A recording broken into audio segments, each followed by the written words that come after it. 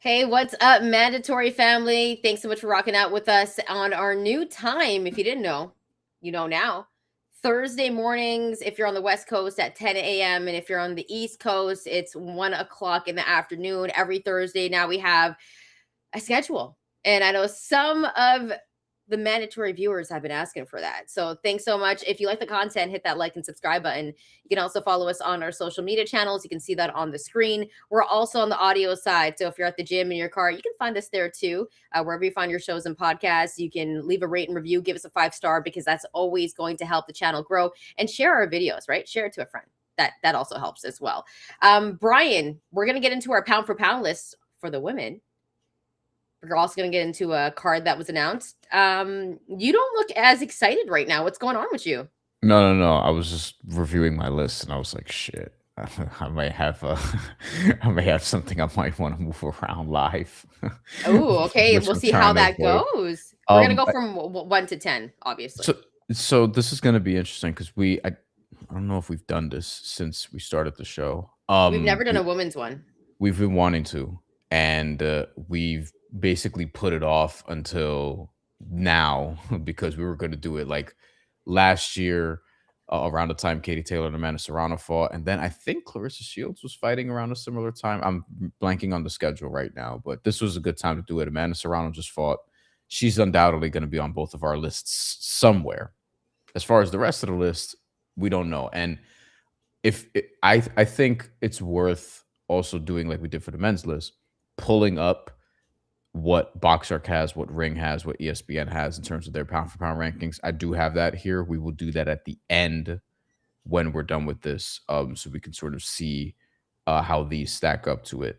Ryan asks real quick, bold predictions for some upcoming fights. Unfortunately, Moses Atama is not going to be fighting coming up because his fight just got canceled, and the entire card, Magnificent Seven card, got pushed to March, which is weird that a card named Magnificent Seven, one fighter, granted the main event guy, gets injured and it gets pushed back. But in terms of picks, I don't know if we have picks for the fights coming up this weekend.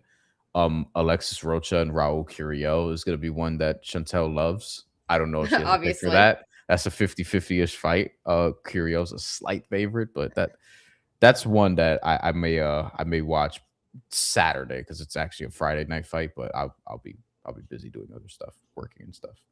Yeah, gotta pay those bills, right? By the way, happy new year, y'all.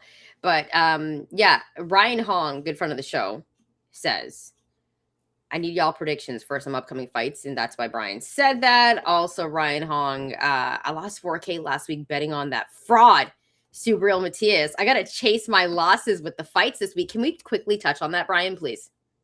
Yeah, because that's right. We haven't spoken about that since. Were you Okay. expecting this? Were you expecting Mr. Dalton to knock the hell out of Subriel Matias, where they had to stop the fight? I didn't like how much it was becoming a foregone conclusion for people in like the days leading up to the fight because we hadn't talked about it a ton leading up to it. We talked about when We didn't even Subriel preview it. we talked about when Subriel popped dirty, and then we both said at the end of last week like we think Subriel get it done, but I mean the problem that I've had with Subriel that I've talked about here before, and even before he lost to Liam Paro, is that style is one that's always going to come back to bite you. Like it just is. You know what I mean? It's like being the awesome offensive NBA player who is a guard who needs the ball all the time, who's deficient defensively. Like at some point, it's always going to come back to bite you. Luka Doncic, Jalen Brunson. Like at some point, you're going to need a little bit more around you to like win big, right? And some people think that Jalen Brunson has that now. We'll see. Now's not the time to be talking about that, given what happened last night. That being said, I think with the hyper offensive style, like you're always going to be a sitting duck for some of these guys who can also punch like a Dalton Smith, or guys who can counter and move around the ring and hurt you the way Bernard Hopkins did to Trinidad, the way that Liam Paro did to Subriel Matias. And Trinidad was like the elite version. Like he's the type of awesome offensive player who could actually win you a championship. Like he was that level good. And to make another basketball equivalent, Subriel Matias is a two-time champion. He's clearly talented, but there was he always gets his ass kicked in the first round of a fight, and then he sort of wakes up. But this time, Dalton Smith was able to fight fire with fire, and Subriel was just left wide open. So, I wasn't too surprised, and I ended up not betting on the fight because I was like, man, like honestly, it wouldn't surprise me if he did lose this. And now it looks like Dalton Smith might fight Alberto Puello next. I thought that Subriel Matias was actually getting to a point where he was going to stop Dalton Smith. I was like, okay, he's breaking him down. Yeah, yeah, Just that's flipped, right? It just flipped, and Dalton Smith caught him. And his fight style, when you fight that way, just like Bryan was saying, you're going to get caught eventually. And that's essentially what happened. But when you think about the trajectory of events that have happened, at one point we were saying, and this is maybe like 2 years ago, we were saying that Subriel Matias was the boogeyman of 140. Definitely not. And it's definitely a shame what's happened. I don't think that L's, like, I'm okay with boxers having L's, but the way he's been going out, man, I it's definitely disappointing. I'd say that much. I thought he was gonna win by a late stoppage. That was me too. my bet. So you know what, Ryan, I would have lost a lot of bread on it too. I didn't have time to bet, or I would have, but Thank God. it's interesting. So Lomi says, Shantelle, how long will the Brick keep the belt? Not very long. I Do you don't think he think loses to Puello? you know me, I'm a big Puello fan. I Come know. on, man. That's why I'm I'm like asking. I'm gonna rock with Puello just because I like him better. But Dalton Smith is a good fighter. I mean, he's undefeated. Like, let's give him some credit there. He can punch. I think I've been more accepting to British fighters lately. I And think that's why most of, Salome asked you.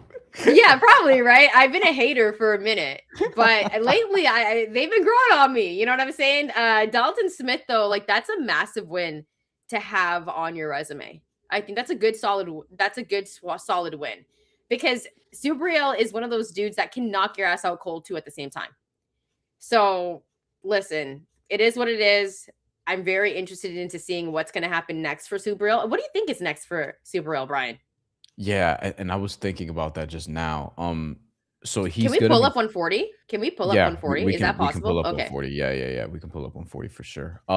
So he is gonna be 34 the next time we see him because his birthday's in March. So he does have the three losses, one avenged, the one we talked about earlier, or we've talked about like mad long ago, but he avenged that loss already. 23-3 with 22 knockouts. Let's share the rankings at 140, which still have like they still need to be updated fully, like from top to bottom, but obviously the champions are updated. Hold on 1 second. Let me rearrange how this looks on my end so that everyone could see it on their end. Okay, here we go. Drop that down, and now we look good. All right, cool. So this is 140 pounds.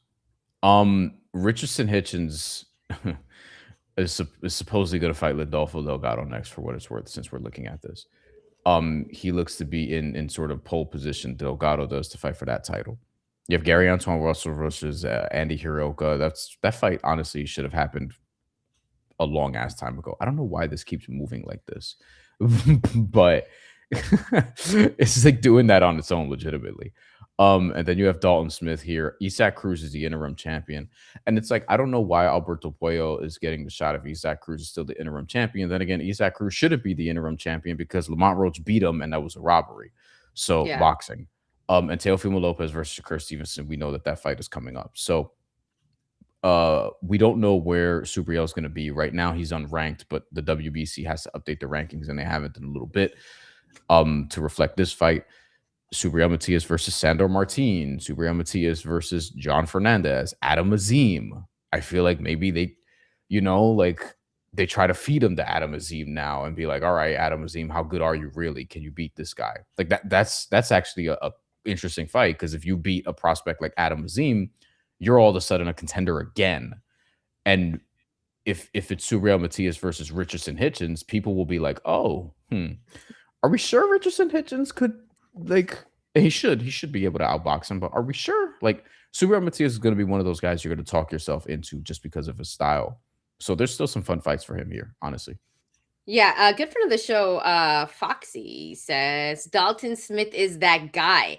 Justice beating the cheat. The commentary was a disgrace. Okay, I had it you on know mute.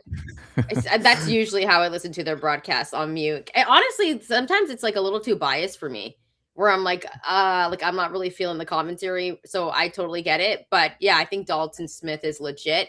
But in terms of Richardson Hitchens, and Brian, I'm not the biggest Richardson Hitchens fan. I respect him, but I'm I not like running to I see his fights. understand. You know that? I think he would. I think he would like piece up Subriel Matias because But he's just so skilled. could he even beat Lindolfo Delgado though? Are you sure? I like Delgado, so I know. I'm a big fan of his. So I'm rooting for Delgado in that fight, but I think Richardson Hitchens is very skilled, like very very skilled. He has all the attributes. I think he does win against Lindolfo Delgado. I think he does. I think he's very good, but he just doesn't put on a show for me where I'm like running to see his fights. I can't wait to see Shakur in this weight class. Yes. I can't wait to see Shakur in this weight class. I can't wait to see Gary Antoine Russell's title defense also. Yeah. And Foxy, let me ask you this. Where's Dalton Smith on the British pound for pound rankings right now? I feel like we should do a British list. We should do a British pound for pound rankings. Ryan Hong says to me, Shantelle, the F Delgado is so bad. Yeah, but he has some good attributes as well. He wasn't great in his last fight. He never looks good in any fight. He always has flaws, but I like flawed boxers because he's entertaining though. Like, will you give me that? He is entertaining. Yeah. It's that better be Davion Mitchell and not Donovan Mitchell. I swear to God. Who was declared out just now? Okay, it's Davion. Whew. Everyone's out today. Devin Booker's out today. I have both of them in fantasy, and I saw D Mitchell out. I'm like, that better be Davion because he was doubtful. Yeah. So Delgado's ranked number 1. We'll get to the women's pound for pound list after this, and Keyshawn Davis. I think we should mention him that he fights Jermaine Ortiz coming up, and I mean, I don't want to just keep feeding Jermaine Ortiz to people. I don't want to assume that Keyshawn Davis is just going to beat him, but I do think if it's close, he'll get the decision. Like, Jermaine Ortiz really have to be on the offensive here to get a fair shake. He's got to throw his hands, man. Like Subriel Matias versus Jermaine Ortiz. Like, please don't give us that fight. Please, I don't want to see it. I wouldn't even want to see Shakur and Richardson Hitchens.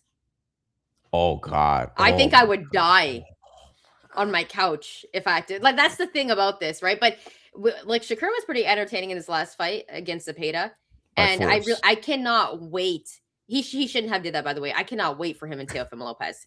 Like, I'm counting down the days. I hope either it's going to be really good or really boring. Shades of Teofimo and Jermaine Ortiz. I hope it's not like that. But the Sandor Martin fight wasn't boring though. Like, it was. I was entertained because I'm like, man, Sandor Martin is such a tricky fighter. Like, I really rock with Sandor Martin. I think he's a good boxer, but like, tricky fighter. I wasn't bored either, but I think this fight for the casuals is what I mean. For the casuals, I think Shakur and Teofimo could be. It depends on Teofimo, really. Could be really boring, but if Teofimo brings it the way he did against Lomachenko, then no, we're in for a good one.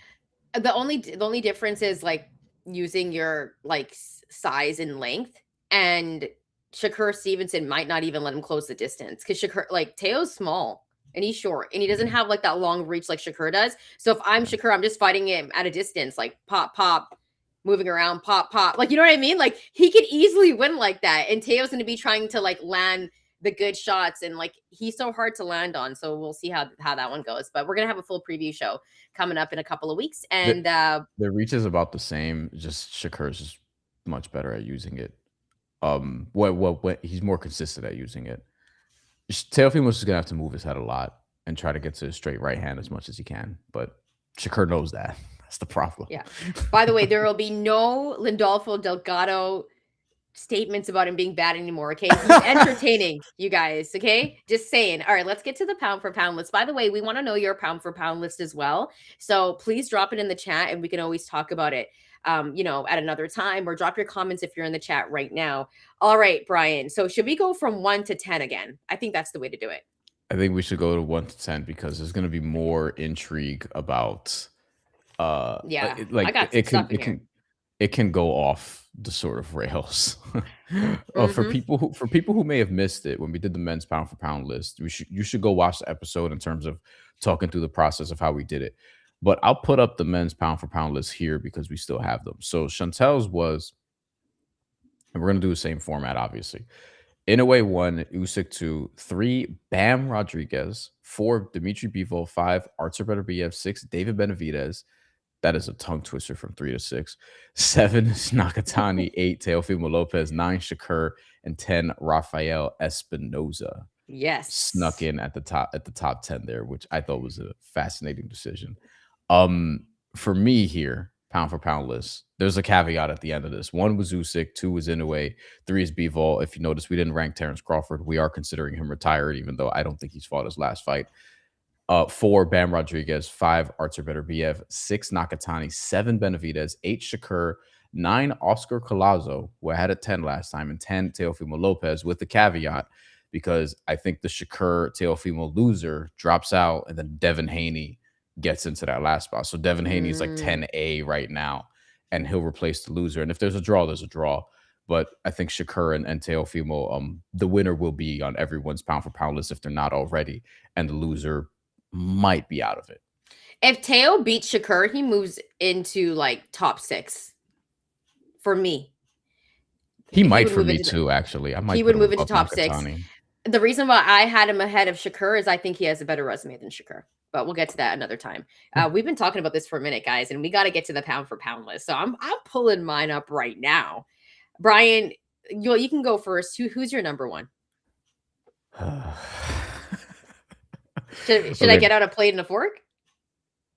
number 1 for pound for pound for the women's list for me, I have Katie Taylor. Oh wow, okay, not Yeah. surprised. Save the fork and the plate for later. Katie Taylor. Yeah, I wasn't gonna take too long with this one. I did think about it more than the men's list. For the men's list, it was clearly Usyk to me, even though in a way his activity, we talked about all that. And Katie Taylor, similarly, I mean, she beat Amanda Serrano and like beat her definitively. Now, I could say what I want about the previous 2 fights. I think the first one, while I edged Amanda Serrano winning that, it was very debatable. The second one, I think, was a straight up robbery, but she ends up like officially winning the fight. And then in the third fight, like she beat Amanda's ass. Like that's the most clear of the 3 fights, I think, in anyone's favor, probably, you could argue. I don't even know how arguable that is. And then in between that, loses to Chancel Cameron and then beats her in the rematch. So if we're going off of like recency, which you have to with this type of list, like she's beaten the best in, well, I guess Amanda Serrano wasn't the best in her weight class in terms of like lightweight or whatever, but Amanda Serrano we know is a pound for pound like all timer, and then Chantel Cameron was the best at her weight class, and she's elite at 135 and 140. Yeah, And honestly, she could be elite at 147 if she felt like it. Like Chantel Cameron's that good. We may be talking about her again pretty we're soon, definitely gonna but be talking about her again. She's yeah, my but favorite women's boxer, like top yeah, 2. yeah, and I think just recent wins, body of work. I think Katie Taylor's number 1.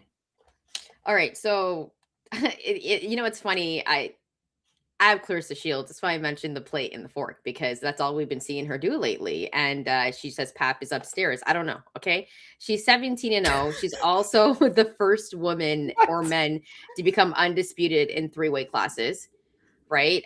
She's a two-time Olympic gold medalist. And she's undisputed in two divisions. And she became undisputed in three weight classes as well. And I think she is the GOAT with the W. I think she's the best, and she's proven it time and time again. Now everybody says the knock on her is who she's fighting. You can only fight who's in your division. That's the thing. She can only fight who's there, and she's doing it. And she hasn't lost yet, and she's proven time and time again that she's the greatest. I mean, she's knocking out people. Mhm. Right? Like she's doing this and she's not scared. Clarissa Shields is so crazy. I think she would come down to fight whoever because she really believes that she could beat anybody. And her accolades are there. Like I can't say Clarissa is at number one. She's number one on my pound for pound list. My number two is Katie Taylor for all the reasons Bryan said. My number 2 is Clarissa Shields, Okay. unsurprisingly. um, I think with Clarissa Shields, it's just the recent level of competition. Although in a month, a little over a month, the Franchon Cruz-Zern rematch, a friend of the show, Franchon Cruz-Zern, who Yes. we actually interviewed not too long ago, and talked about the possibility of this fight happening. And this is obviously something she want again. She wants again. She revealed to us that she barely had a training camp leading up to that fight. It was a short notice call out. It was her debut. Also, she didn't expect to be turning pro. Like it was just all a surprise. So now there's a proper camp. She's gotten a lot more Yeah. pro experience. She's gotten some big wins in her career. Obviously, she's been a champion. So this is a different version of her, and obviously a more seasoned version of Clarissa Shields as well, because that was her pro debut. And she has since accomplished like many great things. She's a pound for pound, like all timer as well. For me, it's just the I know she could only fight who's in her weight class, but man, there's no depth once you get above the super middleweight, and even once you get above middleweight in the women's game yet. Whereas like you look at some of the like featherweight, lightweight, flyweight, like those weight classes on the women's side are really buzzing. Like above middleweight is kind of like what you're seeing for the men at middleweight, where middleweight is just a fucking travesty right now. And honestly, super middleweight doesn't look good for the men either. But like Lanny Daniels, Danielle Perkins, like Maricela Cordejo, like Clarissa Shields hasn't had a win over somebody who's like really good, for lack of Not a her better way fault of though. putting it. Not No, not I not her know. fault though. The last one is Savannah Marshall in 2022. Now, I Yeah. think she beats Franchon Cruz-Zern cleanly, like if she does. And yeah, we're talking about this is a real win. This is her best win in a while because Cruz-Zern is legit. So that's going to be a good fight that I think she can be number one for a lot of people if she's not already, based on how that goes. And we don't even know if She's Katie on Taylor's going mine. to fight again. We don't know if And Katie Taylor's going to fight again. that's the So thing. I'm thinking Katie Taylor's going to retire.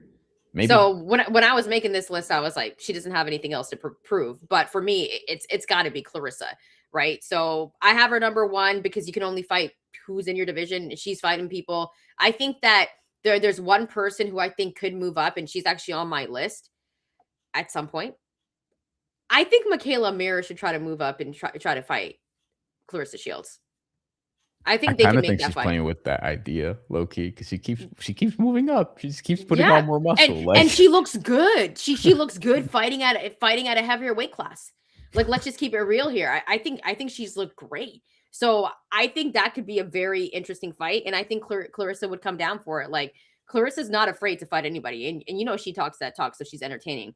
All right, so since we kind of did the swap there, which Bryan and I did a little bit in the men's pound for pound list, let's go to number three. I'll just go. Actually, you could go first.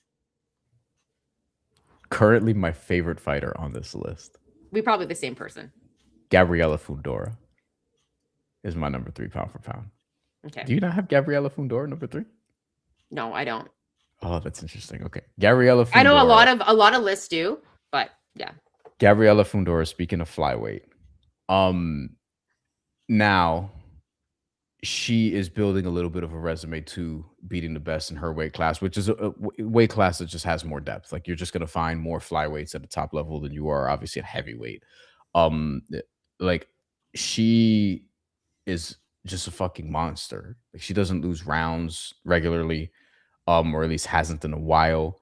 She's actually finishing opposition too. She had two big wins last year: Alexis Kubicki and Yeah. Marilyn Badillo Amaya. And Amaya is pretty good. Like came in undefeated record, tough resume, and Fundora just got her out of there in 7 rounds, knocked her out. If I'm remembering correctly, it may have been with a body shot. But Fundora is just like she's awesome. She's so like well rounded. It's not even just the finishing ability; it's also the punches, the power, the punch selection. I think she's one of my like 10 or so favorite watches in the entire sport right now. And I think she's gonna be pound for pound number one like pretty soon. Yeah. Or at least in that conversation, because it really depends on Shields, given that, if we think Taylor doesn't have a lot left to offer, that she's a Hall of Famer already, she has honestly nothing else to prove at this point. Then Fundora is a threat to be number one on this list. I think she's great, and she's my favorite to watch on this list that I'm gonna have. So personally, she would be my pound for pound number one, but we'll put her at 3 because it's the right thing to do, I think. Yeah, and if Clarissa Shields has a baby with Papoose, then she's gonna take some time off, right? So That's that's how true. Yeah. Fedora could also get to number one. Fedora's not on my number three just because she's still young, and I put somebody ahead of her, who is one of my favorite fighters of all time, and that's Amanda Serrano. Mm, Despite because of everything that she's done, we're talking about 7 different weight classes. Amanda Serrano, right? One of the hardest punchers of all time. She has such a decorated career, and despite the losses against Katie Taylor, listen, she's done it in 7 different weight classes, and just to her record alone, right? Like if you just go to her record, 48 4-1, 31 knockouts.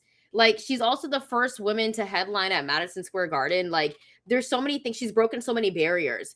And I know people are going to be like, well, maybe Fedora should have been in that third spot. But for me, everything that Amanda Serrano has done, for me, she's number 3.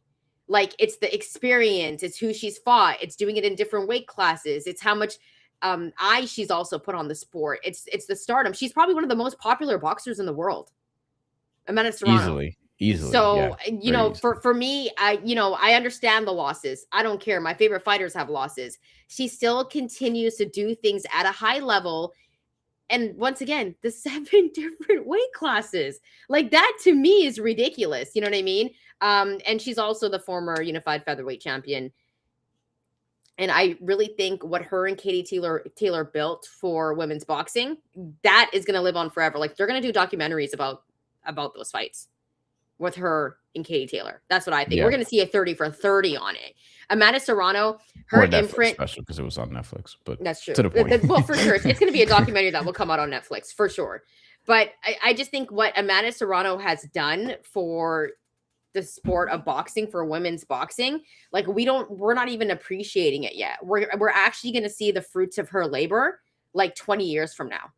And even right now, she's, you know what I mean? Like Amanda Serrano is, she is her. Okay. They nobody says that, but she is her. So I got her at number 3. My number 4 was Fedora. she, that's the switch right there for me. Okay. My number 4 is not Amanda Serrano. Yeah. So, just because, well, it'll make sense in a sec, but you have Fundora 4. I think with me, you know what? I'll save the Amanda Serrano stuff when I get to her. My number 4. So you have Shields, Taylor, Serrano, Fundora in that order, 1 through 4. I have Taylor, Shields, Fundora, Chantel Cameron at number 4. Um, who I think, look, I'm trying to keep it to today with respect to Amanda's accomplishments, because if we're doing like who has the best pound for pound like all time resume, then Amanda's got to be up there. Yeah. it's her and Shields in some order at 1 and 2, and Taylor obviously at 1, 2, and 3. Like Yeah. those are the top 3. I think pretty easily as well. Now today, Chantel Cameron, who also has a case to be very high on this list when we're talking about all timers, but today she just has the recent loss to Katie Taylor, which is the only blemish on her record, which was, Yeah. again, as I mentioned, it was close. She beat Katie Taylor before that, and this was in 2023. So then She last year she bodied beats, she bodied Katie Taylor in that first yeah. fight. I thought she won. And I thought in the second fight, like, you could have really that could have really been a draw. But Katie Taylor, she gets the W. She beats Ella McKhalid last year, which was her first, or not her first, well, her first fight back from the Katie Taylor fights. But she wins, or she returns, she wins an interim title right away. This past year, she beat your girl Jessica Kamara by a wide unanimous decision. And Kamara's tough. Like, she's not 14-5, whatever her record says, 15-5 at this point. She's tough, tough. Like, she gave Heather Hardy some fucking problems when they fought some years ago. Like, Kamara's tough. I think Chantelle Cameron, like, she needs to be better promoted. I didn't love that in the Jessica Kamara fight. It was on, by the way, the Serrano Taylor card. Like, I was at that, and we had talked about on the show, like, why is this like one of the openers? Because you have Tam Tebow, you have Ramla Ali, who got a robbery victory. Can't wait to watch her biopic because Jasmine Jobson's awesome, but Ramla Ali, in that fight probably got a little bit of a gift, but her story's amazing, so we're not going to criticize her too much. And then Chantelle Cameron was like the third fight on the card. She wasn't even on like the main Netflix card, and it was like, what? This is one of the pound for pound best fighters in sport, and Jessica Kamara is tough as shit. So I think Cameron, based on just recency, having beat Katie Taylor not that long ago, and just like still being elite, like, her one loss is a debatable loss. I think she deserves to be here. Chantelle Cameron's next on my list. And Amanda Serrano's next on my list. Chantelle Cameron is one of my favorite fighters. And Agreed. like, she's the first fighter to beat Katie Taylor, actually. Right? When you take a look at that L on Katie Taylor's list, that's Chantelle Cameron. Her weight class is 140 pounds, and she's damn good at it. She's probably one of the most elite boxers, but doesn't get the spotlight. And she continues to do it consistently. And for all the reasons that Bryan said, the Kamara fight, another solid fight from Chantelle Cameron.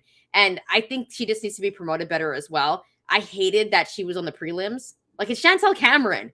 Like, what are we doing here? I was really pissed off about that because it came really early too. And so, listen, she's been undisputed at super lightweight, if I'm not mistaken. She was undisputed at super lightweight, and she's one of the best boxers, like, hands down. I only put Amanda ahead of Fundora and Chantelle Cameron because of the accolades and everything she's done. And I know sometimes that's like, it's not recency bias, but Chantelle Cameron is right there for me. And you had Amanda Serrano just after her. So that would be number 6, would it not? I have Amanda Serrano at 5. Okay. Yeah. Okay. No, that makes Now, sense. Why is she your number 5? primarily the Katie Taylor loss, but Mhm. otherwise she would have been higher because of all the things that you talked about. Because we've talked about her resume as much as we've talked about like anybody else's resume, probably. And in terms of what she's done, particularly in the last, I would say 5 to 8 years, because I want to include like the Heather Hardy fights in that too. Um, However, you're seeing a little bit of a tail off. Like, didn't love her last performance, obviously the Katie Taylor fight, but didn't love her last performance more recently if you saw her earlier this year. So Amanda Serrano just fought. Of everyone that we're going to be talking about, she's fought the most recently because she actually fought in the year of 2016. We'll see what's next for her. I have an idea of what I'd like that to be. She apparently called out Amanda Nunes, which I have no interest in, from an MMA standpoint. But Amanda Serrano, as you mentioned, 48-4. She was supposed to rematch Erica Cruz. Thank God that didn't happen. At Coliseo Roberto Clemente in San Juan, and basically Erica Cruz popped dirty. She had Yeah. already beaten Erica Cruz, so it would have been a pointless fight anyway. So she gets in there with Reina Telez. Reina Telez, who was a talented amateur who kind of fell under the radar and has taken some fights, but like has been low key, like just building a decent career, 13-0-1. And that fight was pretty close. Telez just missed weight. She had a 2-week notice, maybe. So the title wasn't on the line for her. She missed weight by half a pound. which we don't love weight misters. Your job is to make weight, but at the same time, this is a unique circumstance where you had 2 weeks, and you know you're just not really like in a formal camp leading up to it, and then all of a sudden it's like, okay, now you're thrown into a fight with Amanda Serrano of all people. But Tellez, I thought, won 3 or 4 rounds in that fight, and I'm intrigued that, like, listen, if you want to sell me a rematch, like if you want to do Serrano Tellez 2 and Tellez gets a full camp, I'm a little bit worried about, oh, like, could this actually be, because Amanda Serrano, like we talked about physical styles, like she's very physical. She gets hit, and she's been in over 50 pro fights at this point. Now, there's been some fights where she didn't get hit at all because she just wiped the other girl out in the first round Yeah. early on in her career. But at the same time, like you just wonder like how much longer she's going to be the queen, so to speak. And it feels like she's slowly been transitioning into more of a promoter manager style role with MVP and all the women she's trying to build up to be the next Amanda Serrano's, like Elise Soto and Crystal Rosado, for starters. So, but I think Amanda Serrano's at worst fifth, and Five. I think you could obviously have her between 3 and 5 on this list pretty convincingly. Yeah, I have her. So if we go through our list again for our top five, Brian has Katie Taylor, Clarissa Shields, Gabriella Findora. Then you have Chantel Cameron, and then you have Amanda Serrano. Correct. For Yep. my list, I have Clarissa Shields, then Katie Taylor, then I have Amanda Serrano, then I have Findora, and then I have Chantel Cameron. So it's a little bit of our list for our top five. Obviously, we're already switching some things up. My number six, I think it's going to be a little bit controversial. Maybe I have Do Michaela you? Mayer. I have Oh, I Michaela don't think Mayer. I don't think that's that controversial. I think it's Michaela Mayer at number six. She beat Sandy Ryan twice. And remember, coming into that fight, everyone's like, Sandy Ryan, she's the one. Nah, Michaela Mayer took care of her twice. In that first fight, I think it was like for my fight of the year. She also just took care of Mary Spencer. She keeps on moving up in weight, and she looks great. Like, she looks really good. I know she took the L against Natasha Jonas, but that was not even in her backyard. Like, the thing about Michaela Mayer is she's going to Europe. She's going like outside of her backyard and fighting these other women. She'll fight them anywhere. And I like her moving up in weight. And like I predicted, I think she will eventually try to move up and fight Clarissa Shields. And I think she could give Shields kind of a good test. But Michaela Mayer, number six for me. And she's gotten better. Like that's the thing. Like, we've seen Michaela Mayer get better. And I know she has that loss against Alicia Baumgartner too, but that was a very close fight. And that's what happens when there's 2-minute rounds. Like, I thought Alicia Baumgartner did win that fight, but it was a very, very close fight, Brian. So for me, Also, it's what's up? just perhaps a hint of controversy. Did she take pre-workout? Did she take pre-workout? Did Alicia Baumgartner take pre-workout before she fought Michaela Mayer? I want to know. Let Michaela Mayer tell it. She has said, like, she's called Alicia Baumgartner many things, not racist things from what I've No, gathered, no, not no, nothing no, like no. that. But in terms of, like, being a cheat and whatever, and Amanda Serrano, Alicia Baumgartner did pop dirty. Not after that fight. It was later on. We'll probably get to Baumgartner at some point. But Yeah, listen, I saw some lists and I was like, wow, Mayer is higher than Baumgartner on a lot of lists, and higher on mine. that fight was debatable. That fight Ryan was always debatable. To says, your point. Ryan says Alicia took the ghost pre-workout for sure. Yeah, that stuff is crazy. The ghost, the good taste though, just saying. I will say Really? though, Right. the ghost, it does. Yeah, anyways, pause. But I will say this. Michaela Mayer, like, listen, she's never said nothing racist. So let me just clear that. Maybe hired someone to throw paint on somebody, maybe. But Forgot about that. you're right. There's controversy for the Sandy Ryan fight where she's like, someone threw paint on her. I don't know. But Michaela Mayer's number six on my list. Brian, who do you have at number six? Yokasta Valle, number Okay, 6 on the nice. list. But I have Michaela Mayer at number 7, so we'll get to your 7 after this. Um, it goes back to body of work also. So Michaela Mayer does have the 2 losses, so both of them split, both controversial. I think the Natasha Jonas one was more controversial because she was in England, but I remember thinking it wasn't as much of a robbery as people thought. I thought a draw would have been fair, but I thought Jonas I did some wanted a really draw. good I things in wanted that a fight. draw for that fight. Yeah. Yeah. Sorry. But since then, the 2 wins over Sandy Ryan, the first of which a lot of people thought was a draw or robbery in some form, and then, like, she beat Sandy Ryan wide in the second fight. So that one was like, okay, like we can put that one to rest. And then beats Mary Spencer, moving up to super welterweight, in which I think, listen, Clarissa Shields, Michaela Mayer, 2026, 2027, like I'd be all for it. I think that'd be fun to watch. And I think the trash talking would high key be entertaining because Michaela Mayer, I'll give it to her, like she can actually trash talk, unlike a lot of other boxers, to be frank. Like a lot of dudes are boring, and a lot of a lot of dudes are just boring. Let's just leave it there. Um, That's hilarious. but Yokasta Faye, who I actually have here, we thought a little bit unfair cards against Sinisa Sunita Estrada Estrada. Yep, yep, two yep. 2 years ago, where Sinisa Estrada gets unanimous decision, all 97, 93, then announced her retirement, um, and has had or is having a kid. And then you have Yokasta Valle, who we both thought it could have been a draw, but we both were like, listen, if you're going to bet on it, bet on Sinisa Estrada to win by decision, because if it's close, like she's going to get it. But since then, 4-0, one knockout actually, and three decisions. Got the minimum weight title back.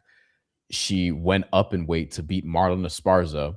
They tried to rob her in Mexico, but they did not successfully.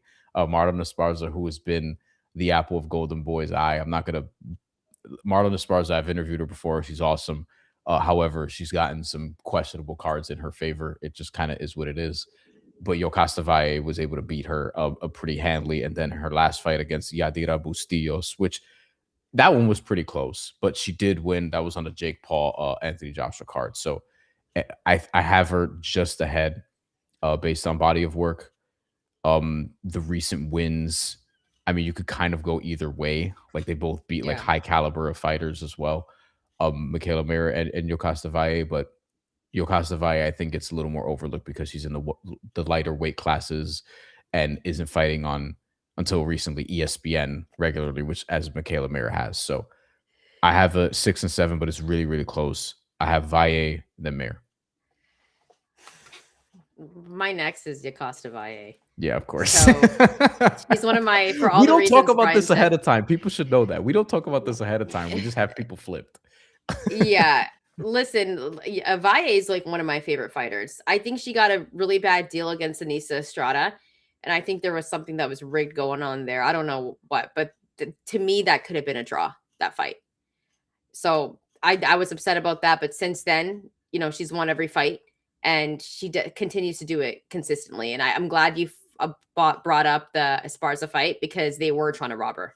And I was like sitting at home gonna lose my ish. I'm not even gonna, because I was like, if they rob Valle one more time, because I did feel like she got robbed against Sinisa Estrada, to be honest with you. Like that fight was way too close. And so for me, I think it should have been called a draw. But Yokasta Valle, like, I put Michaela Mayer ahead of her, but I recently, Bryan, I've just become like a really big fan of Michaela Mayer too, because she talks that talk and like she's gotten better. The Sandy Ryan fights really made me a big fan of hers. And Yokasta Valle continues to do it, and she's done it at minimum weight. She moved up.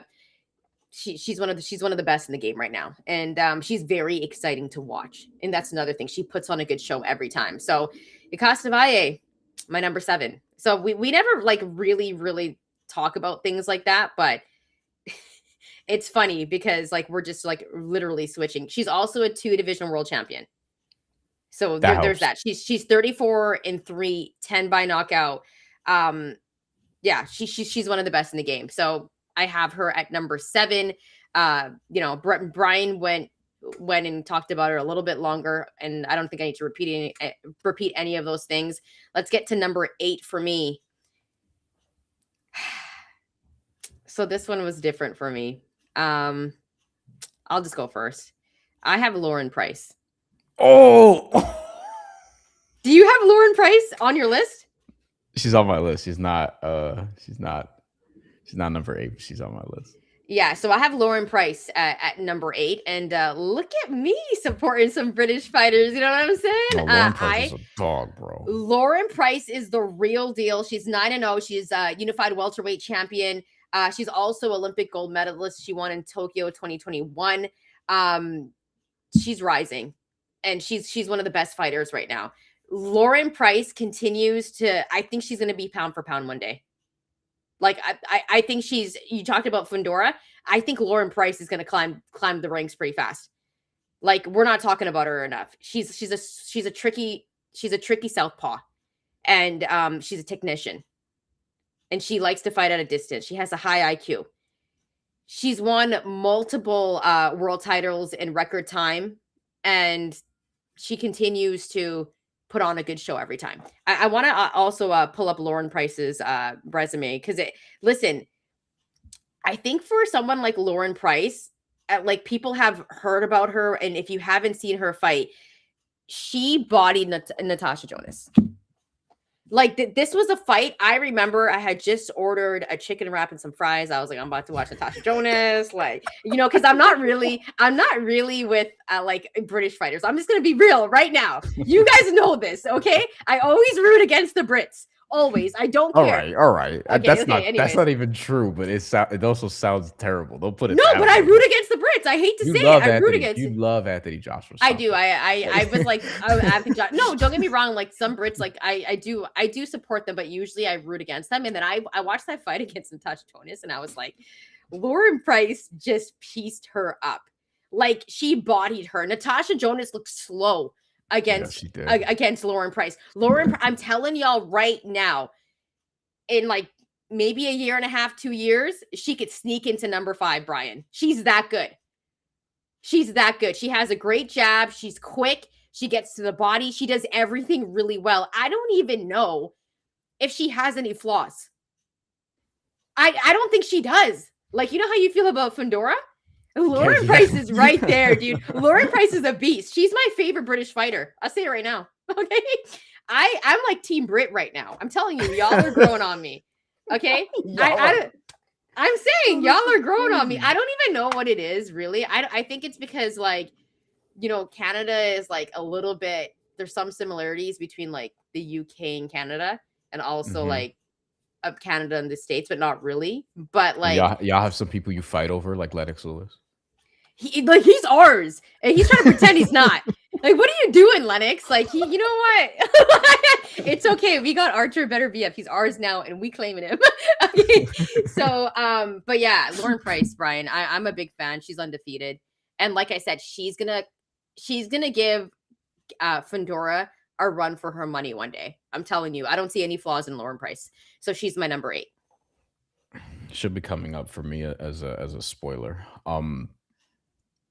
My number 8 is Evelyn Bermudez, who right now is a unified light flyweight champion. So even below where Yokasta Valle beat Marlon Esparza, although she primarily fights at minimum weight where she's a champion. Maybe this is a fight that we can get again, because they have fought before and Valle did beat her. But since then, Bermudez unified immediately at light flyweight.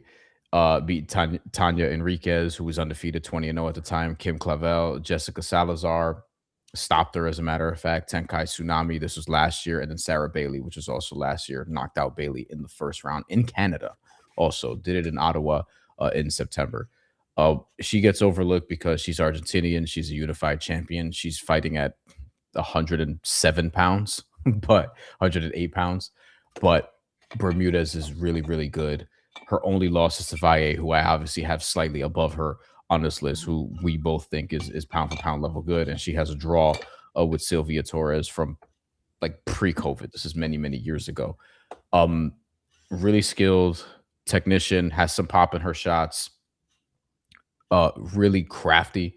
Also, I would say KG as well. And I think I hope that like she has some bigger fights in 2026, because she mostly just fights in Argentina, and she has fought in Canada a couple times recently. The one time she did fight in America was the Valle fight. And that was through, I think, a Golden Boy partnership, because Valle was with Golden Boy for a period of time. and now she's with MVP. So maybe Bermudez gets snatched up by MVP, fights on one of their cards. Maybe they have her fight Valle again at some point. Like that would be an interesting fight Yeah. to make. But I think Bermudez deserves to be on this list, at least in this portion of it. Is your number 9 Lauren Price then? Yes. Okay. You want to give any reasons to why she's number 9?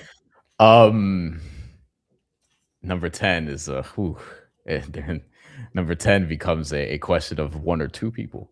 I Yeah. made three actually. Lauren Price, for all the reasons you said. It's not even just the Natasha Jonas performance, although that's the one that will obviously stick with us because it's the most recent. And honestly, I want Lauren Price to fight again. Where is she? Like Yeah. what's happening? Why haven't we seen her since March? And why don't we know what's going on? Foxy, who is our correspondent from the UK, says Lauren Price needs to change promoter ASAP. I wonder if that's the issue. Like, because not a lot of people know about Lauren Price. Foxy, is she with Ben Shalom still? Is she with Boxer still? Because Boxer is looking for supposedly a new pay-per-view deal, and it's like I don't know why we're still trying to do pay-per-view. Like what? Yeah. I don't get that. But if so, I hope Lauren Price gets a better situation in 2026, so we could at least see her a couple times. We only saw her once last year. That being said, it was one of the best. I'm not even joking. This is one of the best performances of the year. Her against Natasha Jonas. Natasha Jonas was a underdog, but wasn't expected to lose like that. I have a ton of respect for Natasha Jonas. As you know, she's one of my favorite fighters. I would say at least of the last 5, 10 years, if not like longer than that. I have a lot of respect for Natasha Jonas, everything she's accomplished from the amateurs, from being a pro, from being a champion, from I thought getting an unfair shake in multiple cases, and one of which included against Katie Taylor, where I thought she was, you know, kind of disrespected in terms of like how that fight was talked about after, where it's like, oh, I thought it was a very close fight. Um, she also Lauren Price beat Jessica McCaskill a Yeah. couple not well yeah I guess 2 years ago at this point because it was in May of 2024. That ended up getting stopped due to a head clash, but she was whooping her ass regardless, won every Yeah. round like handily going away. Like that was maybe even more one-sided than the Natasha Jonas fight, because in the Jonas fight you could probably find a round, you can't find anything for McCaskill at all. And honestly, going into that fight, I thought Jessica McCaskill was going to win. Like I remember that fight very clearly. And then Lauren Price whooped her ass, and I'm just like, man, look at that big ass cut on on her head. And she also Jessica McCaskill also gets hit a lot, Yeah, right? and But I think then she's transitioned more into media now. But that was yeah, like one of the she's fights good at it. where, yeah, Yeah, definitely. yeah. And then Lauren Price in between that just beats Bexy Matias by a third round knockout. And I think dropped her in the first round. So like Lauren Price, we just want to see her more, but she's pound for pound top 10 level good, She's and gonna is on rise. a great Yeah. great run right now. Yo, there's some depth in this weight class. At Slalomi, I know you said like you don't think there's a lot of depth there. I think there is, because you can convincingly make a stacked pound for pound top 10 now, in a way that you couldn't before, because of like we're gonna leave.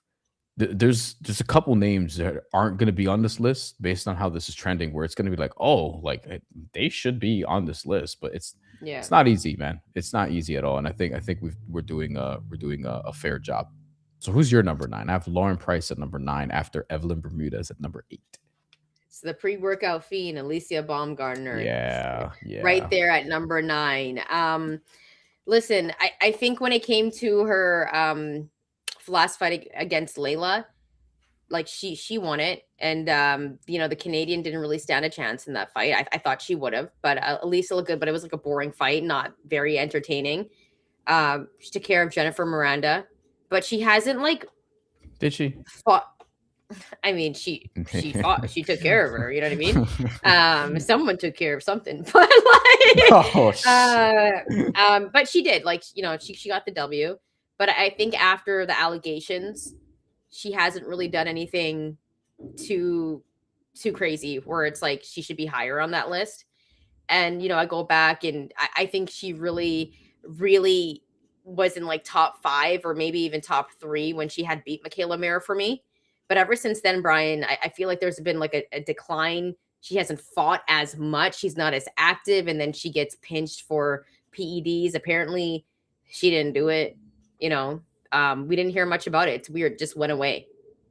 So She got a Yeah, pass. Is essentially what it was. Like it was basically like the she tested dirty for, as we talked about, a drug that's been in the system of athletes who have been suspended, like Alex Rodriguez.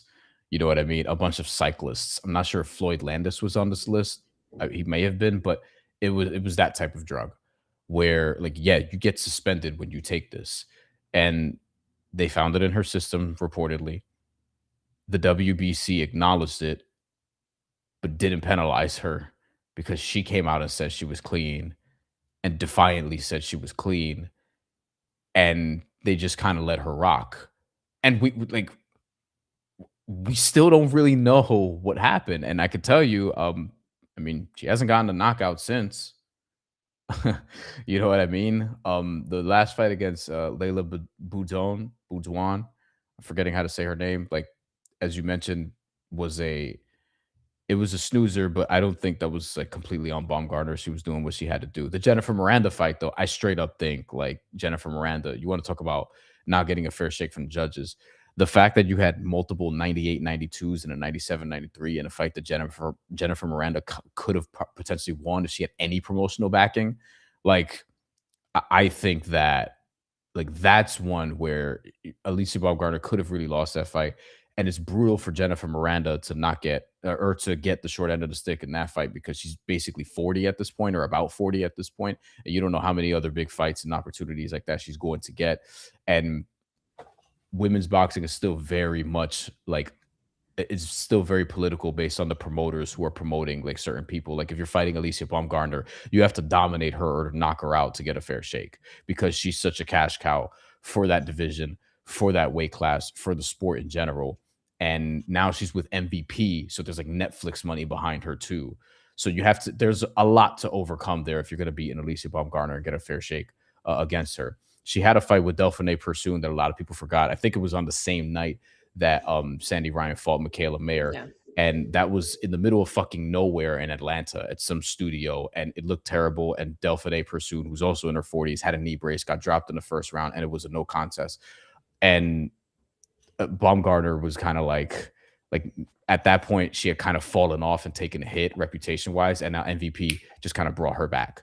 So yeah, I mean, she'll be on everybody's pound for pound list, and deservingly so based on like she's damn near undisputed champion and was undisputed Yeah. champion until vacating one title. But at the same time, like there's still a lot of questions we need clearing up in terms of the history, and it doesn't look like we're going to get answers to them because it's been a couple years at this point. Yeah, and I think she needs a big blockbuster fight.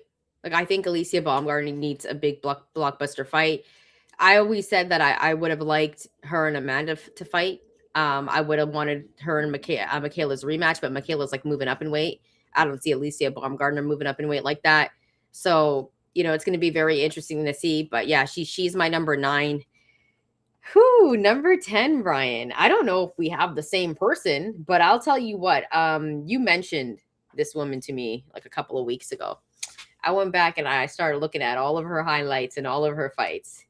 She was just knocking people out cold. You know what I'm talking about? Elif Turhan. That's my number 10. Yeah. Listen, the power is ridiculous. She's undefeated, and I think she's going to be knocking out everybody cold. She should be on everyone's watch list. And if she continues this, Bryan, in her weight class, I think she's going to be an absolute problem. I don't even know who wants to fight her at this point, right? She fights at lightweight and super featherweight, if I'm not mistaken. Those are the two weight classes that What she's been fighting in. But her high knockout ratio is ridiculous. Like she's 12-0, 8 by knockout. I just need to see her against some more competition and fight a little bit more. And she's already scheduled for another fight, if I'm not yes. mistaken. Yeah, that's the thing I was gonna say. So that's at she the end of the month. That's at the end of the month. for people who don't know, Elif Turhan, who Ryan Hong threatened us to put on our top 10. By the way, I have her at number 10 too, which means Alicia Baumgartner, you are number 11 on the pound for pound list. Everyone that I mentioned here has just looked better than Alicia Baumgartner lately. Yeah.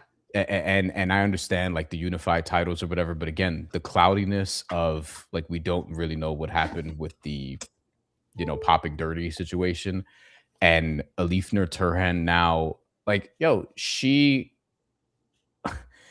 just knocked out one. It was an upset. It was like a big upset. Yeah. Like Beatrice Ferreira is good, like legitimately really good. Was a high level amateur, quickly won a world title, and Elif Turhan knocked her out and was winning that fight on the cards even before that. It wasn't like a fluke knockout. So she gets her out there in the fifth round. That was December 6th.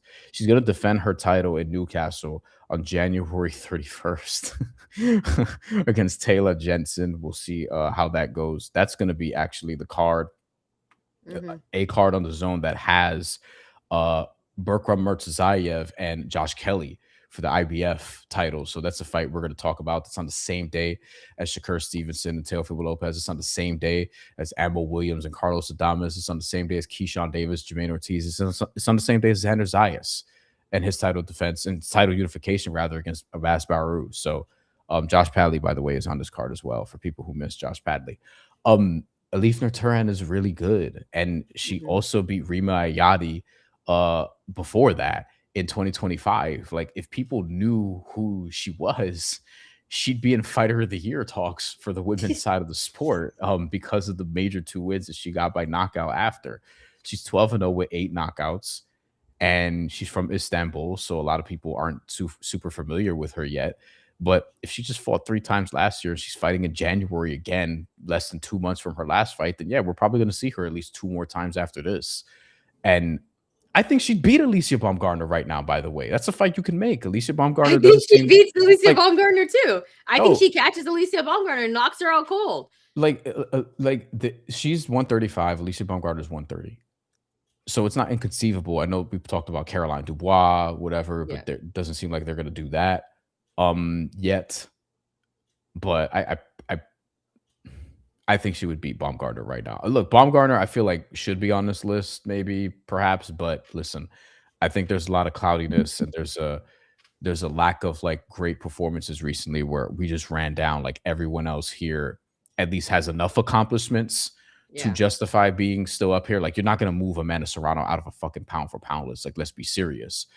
But Amanda Serrano also never popped dirty before within the last couple of years Never. or It's ever never for happened. that. So For yeah, for me, Alicia Baumgartner was a lot higher on my list like 2-3 years ago. yeah. No, not anymore. Not anymore. And she's looked good, but I think Foxy said it the best right over here. Foxy said Baumgartner looks good and she talks a good game, but still never really explained that test result, and her fights are usually a bore. Yep, I don't look again. I don't think she beat Jennifer Miranda. So that's fair. I mean, I think Jennifer Miranda got the short end of the stick, but on the card, she got it done against her. So what are you gonna do? But here's the thing: the thing about Alicia Baumgartner is that she's a superstar and she's good for the sport. And that just comes to, like, let's be serious here. Like, a lot of our posts about Alicia Baumgartner, it's just a bunch of guys saying how hot she is, right? Women think she's pretty and they think she's cool, and like she's just good for the sport. That's why MVP was like, let's go get Baumgartner and let's put her on course. Netflix. Like, it's good for the sport. Like, so it's one of those things. But we do want to see her do it in the ring. She is talented, Yeah, but she very. she hasn't knocked. Everyone talked about Alicia Baumgartner's power. She hasn't been knocking out people recently. Just saying. Got a couple knockdowns, but not the yeah.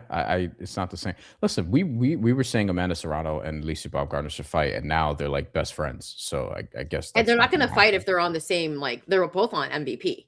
Like, I I mean, highly doubt they would fight. yeah, We've never. no, they're going. Like, I mean, they can. They're not going to, but you can because like you have to fight. Like, top rank has top rank person versus top rank person all the time. Yeah, Like they're gonna have to do it because otherwise you're just gonna run out of like opponents. You're gonna have yeah. to pit some of these people against each other. Like, they have Caroline Dubois now. You're The gonna have to only do issue, Dubois and Baumgartner at some point. the only issue is now Amanda's old. I like, now Amanda's older. We're seeing the fall, like the drop off. Like, you talked about it when you talked about Amanda. Like, I don't know. I don't know how I'd feel about her getting into the ring with Alicia Baumgartner. I don't think Amanda has to do that, but it would be a good fight. Nonetheless, though, drop your pound for pound list for women. Let us know who's on your pound for pound list. And please drop them in the comments because we will take a look at them. Bryan, any final thoughts before we get out of here? Baumgartner was on this list until Elifner Turhan's knockout against Ferreira. So for me at least. So we'll go through the pound for pound list one more time because we know you got to get out of here. Number one for Shantelle, Clarissa Shields. Number two, Katie Taylor. Number three, Amanda Serrano. Number four, Gabriela Fundora. Number five, Chantel Cameron. Number six, Michaela Mayer. Seven, Yokasta Valle. Eight, Lauren Price. Nine, Alicia Baumgartner. And 10, Elifner Turhan. For me, I had Katie Taylor 1, Clarissa Shields 2, Gabriela Fundora 3, Chantel Cameron 4, Amanda Serrano 5, Yokasta Valle 6, Michaela Mayer 7, Evelyn Bermudez 8, Lauren Price 9, Elifner Turhan 10. We had the same people on the list, except you had Baumgartner and I had Bermudez. That's kind of what it came down to. And Bermudez has looked better in her more recent fights. She just fights in a lighter weight class in Argentina, so nobody gives a shit. And look, I think I'll be very intrigued to see what they do with Baumgartner next. To see who they're going to have to do something big. They're going to have to do something big. Once again, drop your comments, drop your pound for pound list in the comments. And as I always do, Bryan gets the final words. So next week, we will be talking about